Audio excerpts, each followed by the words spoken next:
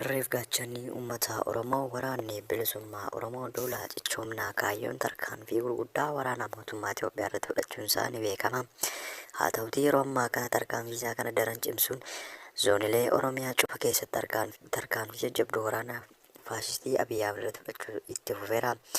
Kanatti aansuun tarkaanfii gooticha waraana bilisummaa Oromoo guyyaa har'aa isiniif qabannee dhufneerra nu faana tura. Gootichi waraana bilisummaa Oromoo kaaba Oromiyaa godina Walloo aanaa Arxummaa Fursee keessatti diina adabuu beeksiseera.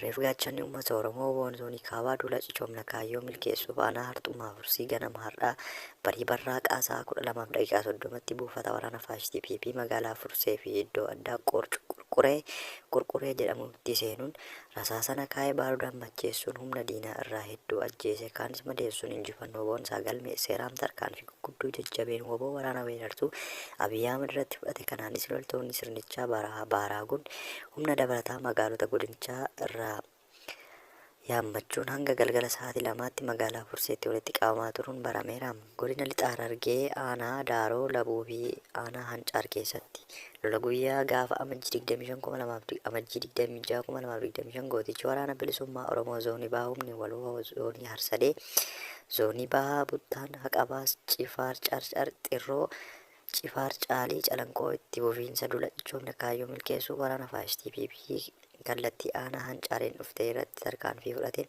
loltoota PP irraa 30 yoo boqachiisu 25 madeessee jira. Injifannoo boonsaa galmeessuus beekameera.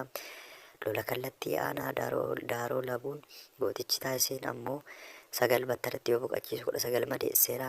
Kallattuma aanaa Hancaar bakka warshaa Shokkomistuu Ardaa Baaldii Hoofii hanga magaalaa Calaqaatti magaalaa Machaaraa keessaas tarkaanfii sanaan diina baasuun yeroof keessaa garmaamee yoo ta'u gamaa qawween AKM 45 PKM 1 fi uffata waraanaa fi meeshaalee garaagaraa irraa hiikee mooraa qabsoo bilisummaa Oromoof galii taasiseera.